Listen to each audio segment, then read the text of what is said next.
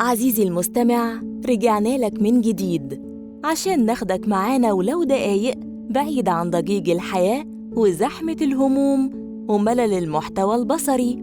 هنا مفيش شاشات هتتعب عينيك ولا دوشة هتوتر أعصابك.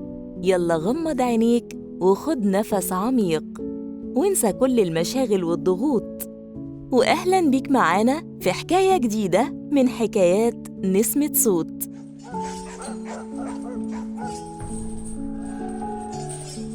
دي مش مجرد أصوات من فيلم تاريخي، دي أصداء حكاية ست قدرت في عز الفوضى والخطر إنها تقف وقفة رجالة، لأ، وقفة أجدع من 1000 راجل. ست بدأت حياتها جارية وانتهى بيها الحال سلطانة على عرش مصر، وتهزم جيوش وتدير دولة وتخلي اسمها يتردد في التاريخ كله لحد وقتنا الحالي. احنا بنتكلم يا عزيزي عن عصمة الدين أم خليل شجر الدر. أيوة، هو ده اسمها الكامل. الست اللي قدرت في ظروف صعبة جداً، جوزها السلطان بيموت والبلد في حرب مع الصليبيين، إنها تخبي خبر موته وتدير المعركة من ورا الستار وتحقق نصر ما كانش حد يحلم بيه. وبعد كل ده تمسك هي الحكم بنفسها. النهاردة في نسمة صوت هنفتح ملف واحدة من أقوى وأذكى وأكثر الستات إثارة للجدل في تاريخنا، شجر الدر. أيوة، زي ما سمعت، شجر الدر ده الاسم الحقيقي ليها، لكن اسم شجرة الدر ده خطأ شائع انتشر جداً خصوصاً بعد فيلم وإسلاما. هنتجول مع بعض النهاردة عزيزي المستمع في حياة شجر الدر اللي قدرت توصل للعرش في مجتمع كان الحكم فيه للرجال فقط، وهنشوف إيه القرارات المصيرية اللي خدتها وليه نهايتها كانت مأساوية ودرامية بالشكل اللي هنسمعه ده. حضر نفسك لقصة فيها ذكاء وشجاعة ومؤامرات وحب وخيانة، بس حرص وخد لك ساتر عشان كمان في ضرب بالأبائيب. قبل ما ندخل في تفاصيل حكمها ومعاركها، لازم نعرف الأول يا عزيزي مين هي شجر الدر دي وجت منين. الحقيقة إن أصولها لسه عليها كلام كتير بين المؤرخين، في اللي بيقول إنها كانت أرمينية وفي اللي بيقول تركية أو شركسية، لكن الأكيد إنها كانت جارية، يعني عبدة اشتراها السلطان الأيوبي الصالح نجم الدين أيوب قبل ما يبقى سلطان على مصر، يعني وهو لسه أمير. شجر الدر دي ما كانتش جارية عادية، دي كانت ست تشع جمال وذكاء وفطنة. شجر الدر قدرت بسرعة قوي إنها تأسر قلب الصالح أيوب، مش بس بجمالها، لأ، بدماغها اللي كانت توزن بلد.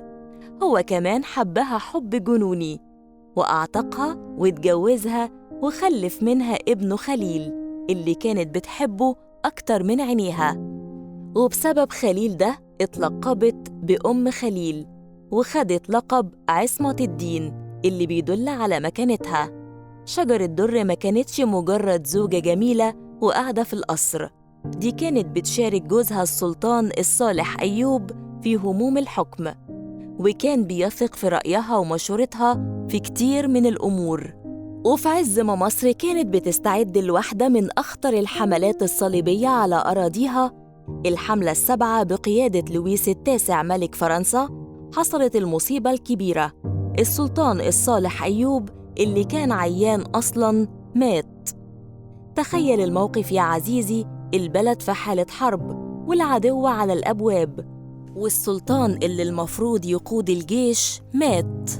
كارثة بكل المقاييس، أي حد تاني كان ممكن ينهار أو يستسلم، لكن شجر الدر لأ. الست دي في اللحظة الحرجة دي أظهرت قوة أعصاب وذكاء سياسي يحسدها عليه أجدع رجالة الدولة. عملت إيه بقى؟ هقولك يا عزيزي، ما تستعجلش. شجر الدر عزيزي المستمع قررت تخبي خبر موت السلطان.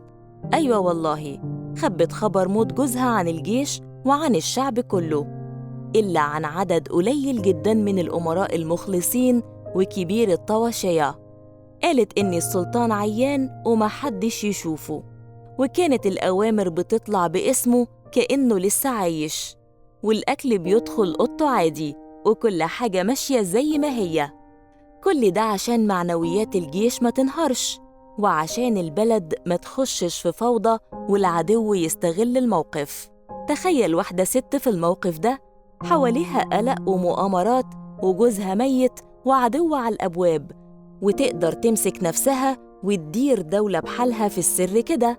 طب يا ترى قدرت تعمل ده لمدة قد إيه؟ وإيه اللي حصل لما الصليبيين عرفوا بالموضوع؟ ده اللي هنشوفه. شجرة در عزيزي المستمع فضلت مخبية خبر موت الصالح أيوب أسابيع، وفي نفس الوقت بعتت بسرعة تجيب ابنه ووريث عرشه توران شاه، اللي كان موجود في حصن كيفا في الجزيرة الفراتية. وفي الفترة دي كانت هي اللي بتدير كل حاجة، بتجهز الجيش وبتحط الخطط مع القادة المماليك بتوع جوزها زي أيبك وأقطاي وغيرهم، وبتبعت الأوامر كأن السلطان هو اللي مطلعها. الصليبيين بقيادة لويس التاسع كانوا فاكرين إنهم داخلين نزهة، نزلوا دمياط واحتلوها بسهولة، وبدأوا يتقدموا ناحية المنصورة. وفي المنصورة حصلت المعركة الفاصلة سنة 1250 ميلادية. شجرة در بالتعاون مع قادة المماليك وضعت خطة عبقرية. سمعاك يا عزيزي المستمع بتقول عملوا إيه؟ هقولك. المماليك استدرجوا فرسان الصليبيين المندفعين لغاية ما دخلوهم جوه شوارع المنصورة الضيقة، وهناك بقى كانت المصيدة. طلع عليهم المصريين من كل حتة، من فوق البيوت ومن الشبابيك ومن الحواري، وادوهم علقة موت. الجيش الصليبي اتدمر تقريباً في المعركة دي، وحتى لويس التاسع ملك فرنسا نفسه اتمسك أسير.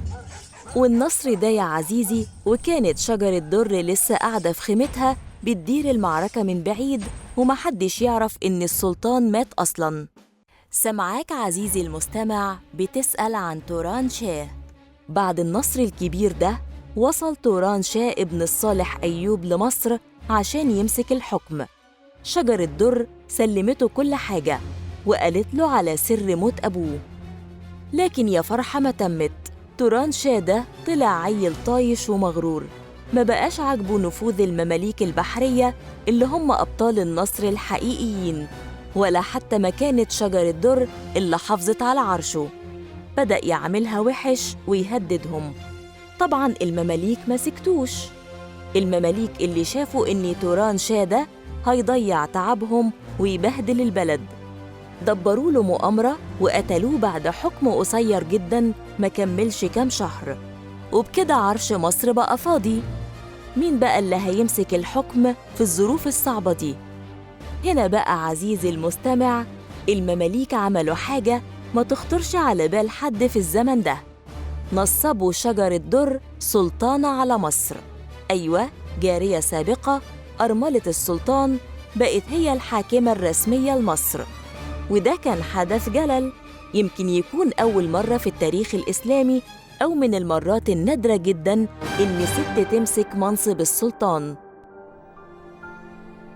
شجرة در حكمت باسم المستعصمية الصالحية ملكة المسلمين والدة خليل أمير المؤمنين، وبدأ اسمها يتضرب على العملة ويدعو لها على المنابر. لكن فرحة الحكم دي ما كملتش كتير. الخليفة العباسي في بغداد اللي المفروض ليه سلطة اسمية على مصر رفض يعترف بسلطانة ست، وقال مقولته الشهيرة: إن كانت الرجال قد عدمت عندكم فأعلمونا حتى نسير إليكم رجلاً. ده غير إن الأمراء الأيوبيين في الشام زعلوا جداً إن الحكم راح من عيلتهم لواحدة كانت جارية. والناس في مصر نفسها برغم حبهم لشجرة در كانوا مستغربين شوية فكرة إن ست تحكمهم. شجرة در بذكائها فهمت إن الموضوع كده مش هيستمر، فقررت إنها تتنازل عن العرش، بس بشرط إنها تتجوز القائد المملوكي اللي هيجي بعدها علشان تفضل ليها كلمة ونفوذ. وبالفعل يا عزيزي تنازلت عن الحكم بعد حوالي 80 يوم بس، واتجوزت الأمير عز الدين أيبك التركماني اللي بقى هو أول سلاطين الدولة المملوكية. لكن هل شجر الدر رضيت بدور مرات السلطان وبس؟ لا طبعاً، دي فضلت هي الحاكمة الفعلية من وراء الستار، وأيبك كان مجرد واجهة. عزيزي، ما تتسرعش في الحكم على أيبك. أيبك كمان كان طموح، وما بقاش عاجبه إن مراته هي اللي مسيطرة على كل حاجة، وبدأ يحاول يتخلص من نفوذها، وحتى فكر يتجوز واحدة تانية عليها من بنات ملوك الشام عشان يقوي مركزه. وهنا بقى الغيرة والطموح لعبوا لعبتهم القذرة. شجر الدر لما عرفت إن أيبك ناوي يتجوز عليها ويقلل من شأنها اتجننت، دبرت له مؤامرة وقتلته في الحمام سنة 1257 للميلاد. يا خبر أبيض، السلطانة قتلت السلطان جوزها. طبعاً المماليك بتوع أيبك وولاده ما سكتوش. نهاية شجر الدر كانت بشعة ومأساوية زي ما حياتها كانت مليانة دراما. المماليك بتوع أيبك بقيادة قطز قبضوا عليها، ويقال إن أم علي الزوجة الأولى لأيبك هي اللي انتقمت منها شر انتقام.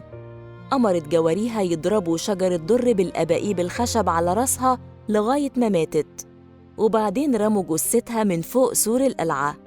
نهاية صعبة جداً لست كانت في يوم من الأيام بتحكم مصر وتهزم جيوش. ست جمعت بين الجمال والذكاء والقوة والطموح، لكنها برضو كانت ضحية لظروف عصرها ولصراعات السلطة اللي ما بتعرفش رحمة. لكن بالرغم من النهاية المأساوية دي، شجر الدر سابت بصمة ما تتنسيش في تاريخ مصر. هي اللي حافظت على البلد في وقت الخطر، وهي اللي مهدت الطريق لقيام دولة المماليك اللي حكمت مصر والشام لقرون طويلة، وقدرت تتصدى لأكبر خطرين واجهوا العالم الإسلامي وقتها، الصليبيين والمغول. شجر الدر الجارية اللي بقت سلطانة هتفضل رمز للمرأة القوية اللي قدرت تتحدى كل الظروف وتصنع التاريخ، حتى لو كان تمن ده حياتها نفسها. وختاماً عزيزي المستمع، بعد ما غصنا في بحر حياة شجر الدر المليان بالأمواج العالية والمفاجآت، الواحد لازم يسأل نفسه، هو التاريخ ده بيكتبه مين؟ وهل دايماً بيدي كل واحد حقه؟ خصوصاً لو الواحد ده كان ست؟ شجر الدر لو كانت راجل، يمكن كان زمان التاريخ احتفل بيها كبطل قومي ومؤسس دولة بدون أي تحفظ. لكن لأنها ست، ولأنها بدأت حياتها جارية، ولأنها خدت قرارات جريئة وصادمة في وقتها، فضلت صورتها فيها جدل بين اللي بيشوفها قديسة واللي بيشوفها شيطانة. قصة شجر الدر قدرت تلفت نظرنا إن القوة والذكاء والقدرة على القيادة مش حكرة على الرجالة بس، لكن في ستات كمان لما بتتحط في موقع المسؤولية ممكن يعملوا عمايل تخض الدنيا كلها، سواء بالخير أو بالشر، زيهم زي الرجالة بالظبط. وبكده يا عزيزي تنتهي حكايتنا النهاردة في نسمة صوت، ولغاية ما نتقابل في حلقة جاية وقصة جديدة من قصص التاريخ اللي ما بتخلصش، بنتمنى لك تحقق كل طموحاتك، وكل أيامك تبقى انتصارات ونجاحات، وكل لياليك فرح وسعادة وراحة بال، وربنا يبعدك عن أي مؤامرات وأي أبائيب.